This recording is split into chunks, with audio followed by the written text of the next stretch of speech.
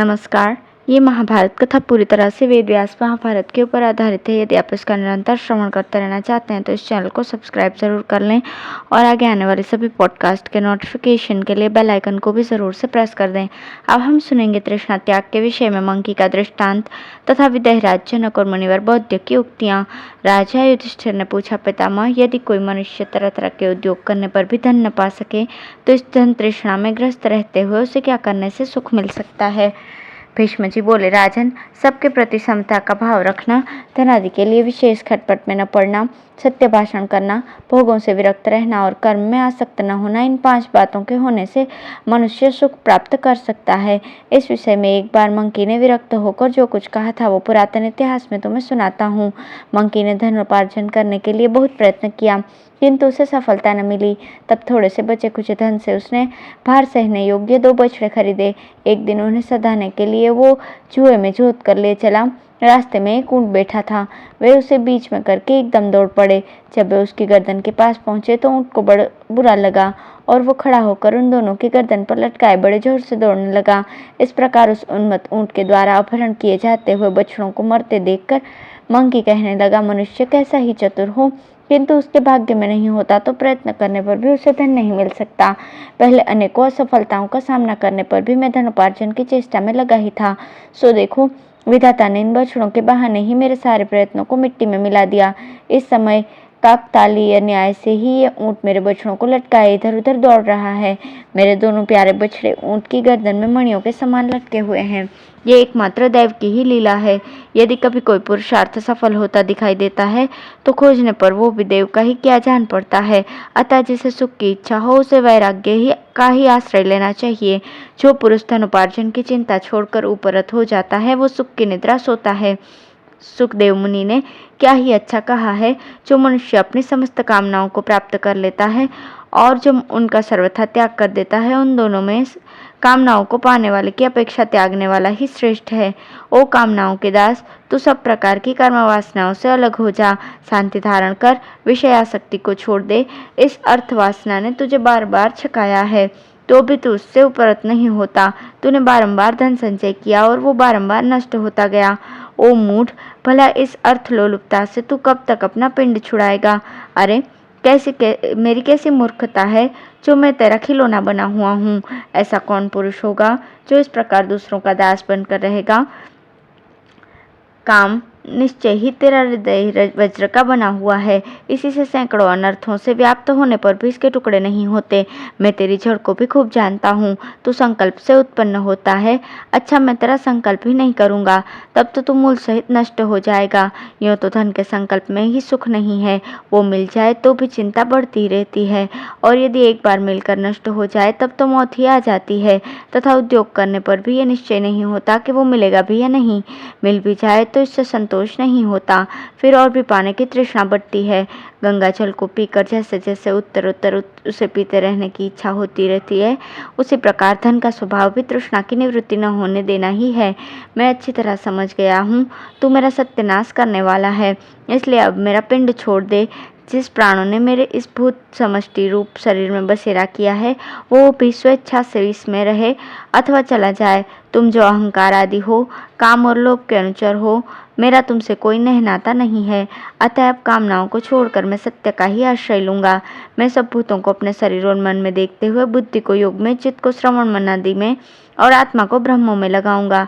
इस प्रकार सब प्रकार की आसक्ति छोड़कर आनंद से सर्वत्र विचरूंगा, जिससे कि तू फिर मुझ में दुखों में न पटक सके।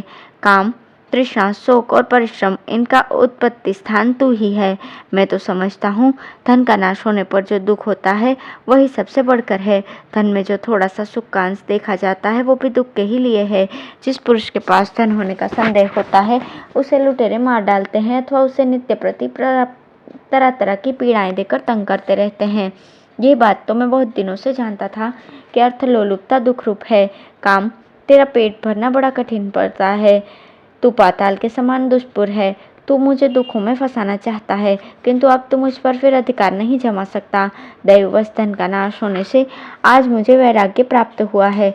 अतः अब अत्यंत उपरत होकर मैं भोगों की इच्छा नहीं करूँगा।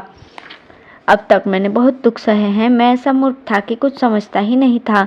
इस समय धन का नाश होने से मेरी सब खटपट मिट गई। अब मैं मौज से सोऊंगा। काम में मन की सारी चेष्टाओं को छोड़कर तुझे दूर कर दूंगा। अब तू मेरे पास नहीं रह सकेगा। जो लोग मेरा तिरस्कार करेंगे उन्हें मैं क्षमा करूंगा। जो मुझे कष्ट पहुंचाएगा उसका कोई अहित नहीं करूंगा। जो द्वेष करेगा उसके अप्रिय व्यवहार का कोई विचार न करके उससे मीठी मीठी बातें करूंगा।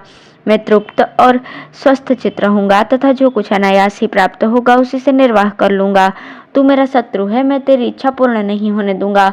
तू अच्छी तरह समझ ले, मुझे वैराग्य, सुख, तृप्ति, शांति, सत्य, दम, क्षमा और सर्वभूत दया ये सभी गुण प्राप्त हो गए हैं।